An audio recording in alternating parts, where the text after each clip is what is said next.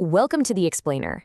Today, we're unpacking a really fascinating paradox right at the heart of the world's most popular sport. Football, or soccer, depending on where you're tuning in from, is almost universally praised as this great unifying force.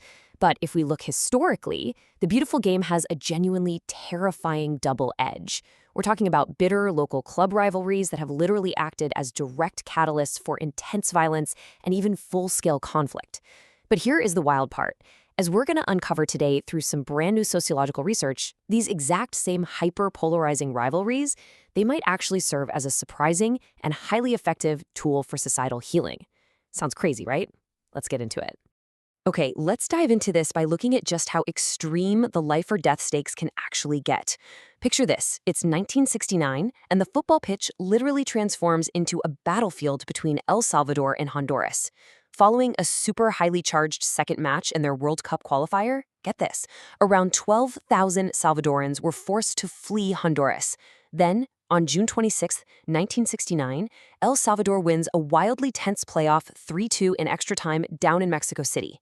And that very night, El Salvador completely dissolves all diplomatic ties with Honduras. Their government cited the violence against their citizens as genocide, basically stating Honduras had taken zero effective measures to punish the crimes. The pitch didn't just mirror the political tension here, it was the literal flashpoint for what history now calls the football war.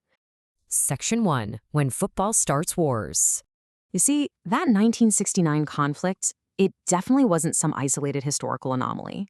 Let's shift gears to a completely different era and continent to see how stadiums can effectively become ground zero for national collapse. We're looking at 1990 Yugoslavia, literally just weeks after Croatia held its first multi-party elections in almost 50 years. Tensions were unbelievably high, and the stadiums, they essentially functioned not as sports venues, but as paramilitary organizations. Take May 13, 1990. Dinamo Zagreb is hosting Red Star Belgrade at Maksimir Stadium. This pits Dinamo's Ultras, the Bad Blue Boys, against Red Star's Delije. Now, the Delije were actually led by Željo Ražnatović, also known as Arkin, a Serbian nationalist who would soon lead a brutal paramilitary group in the Yugoslav Wars. So you've got up to 20,000 spectators packed in, and the visiting fans just start tearing up seats, chanting insane nationalist slogans like "Zagreb is Serbian" and "We'll kill Tudjman," referring to the newly elected Croatian leader. And violence just absolutely erupts. We're talking stones, strategically stockpiled acid being thrown, fences breached, police totally overwhelmed, and parts of the stadium literally set on fire. It was this catastrophic escalation of ethnic tension channeled directly through team colors. And right in the middle of this absolute chaos, Dinamo's captain Zvonimir Bobin sees a police officer allegedly mistreating a Dinamo fan. So what does he do? Bobin charges and actually flying kicks the officer. Immediately, the Bad Blue Boys form a human shield around their captain to protect him. For Croatian nationalists, Bobin's violent kick against the state police became this massive foundational symbol of Croatian resistance against Serbia. As Bobin himself later put it, he said, "Here I was, a public figure prepared to risk his life, career, and everything that fame could have brought for one ideal, one cause, the Croatian cause." It is a stark, honestly chilling reminder of how a single action on a football pitch can cement a national myth and foreshadow a truly devastating war. Which brings us to Section 2, the surprising social glue. Now let's see how all this builds into something entirely counterintuitive. We've seen just how deadly these historical riots can be, right? But what if these bitter rivalries actually heal societies? Ask yourself that. I know it sounds totally absurd. How on earth could events that historically cause riots, stockpile acid, and spark wars possibly be good for the fabric of a community? Well, a massive 2025 sociological study covering 11 Latin American countries is forcing us to completely reevaluate the impact of these bitter local derbies. Keep that crazy question in mind as we look at the data. So, the natural expectation is that a massive rivalry completely divides a community right down the lines of their football identity. And, it does. But the reality, according to something called social identity theory, is that human beings hold multiple identities all at once. When a massive football derby happens, that intense, overwhelming focus on us versus them inside the stadium actually temporarily crowds out other, much more divisive group identities. The rivalry reduces the salience, basically the everyday prominence of deeper socio-class or ethnic cleavages. It essentially creates a really unique, unexpected opportunity for social bonding. And this brilliantly illustrates just how massive these events are. If you look at this Google Trends data, you can see the search intensity for the US Super Bowl right there in blue. Now look at those massive spikes in orange, gray, and yellow. Those are local Latin American derbies, like Argentina's Boca River, Paraguay's Olimpia Cerro Porteño, and Uruguay's Nacional Peñarol. In their respective regions, these local matches command attention that equals or completely dwarfs the cultural footprint of the Super Bowl. They literally capture the entire community's absolute focus. So, the crucial point is right here in the data. By combining the timing of these matches with massive public opinion surveys across Latin America, the researchers measured a social cohesion index. Basically, how much do people trust their neighbors and their community? Check this out. In the 5 days following a major local derby, social cohesion spikes by 0.23 standard deviations. In sociological terms, that is a massive, statistically significant leap in human behavior. And incredibly, this positive bump doesn't just evaporate. It remains statistically significant for up to 30 days. Think about that. Despite the shouting and the extreme polarization on game day, people actually trust their neighbors more for an entire month afterward. No way, right? Moving on to Section 3, Crossing the Societal Divides.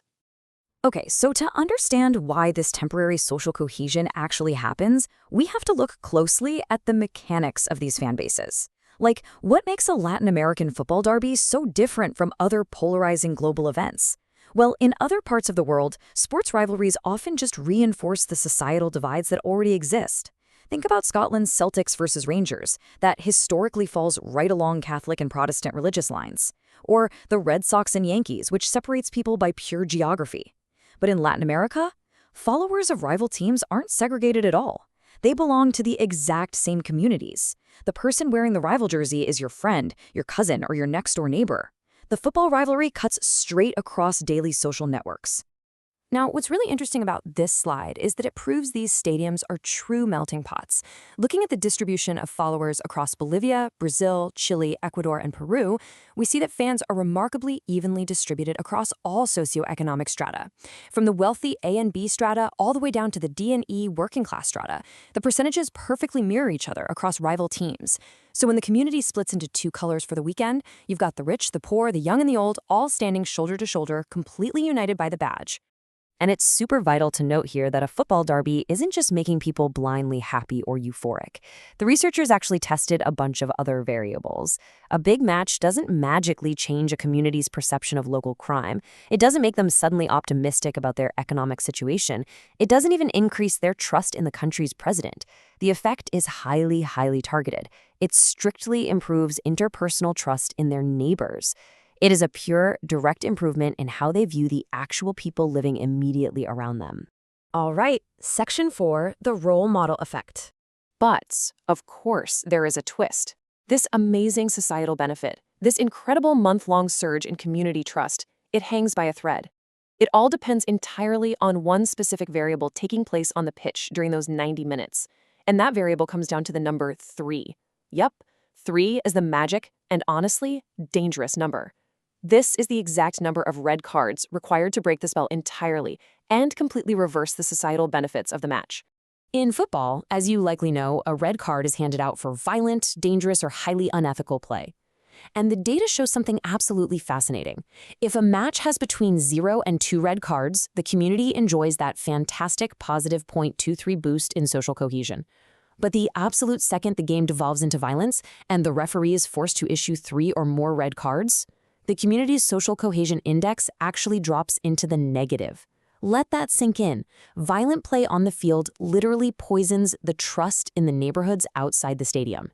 This reveals what researchers call the role model effect. The players themselves act as living, breathing proof that intense competition and peaceful coexistence with an outgroup are simultaneously possible.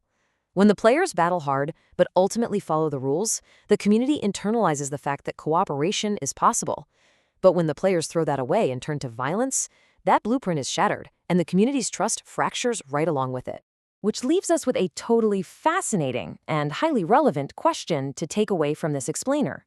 If the behavior of 22 guys chasing a ball can measurably alter the trust of millions of people for a solid month. How might the ethical or unethical behavior of leaders and role models in your own life mirror this red card effect on your community's cohesion? Think about the politicians or local figures in your town. Do they model fair play, or are they constantly racking up red cards and fracturing your neighborhood's trust?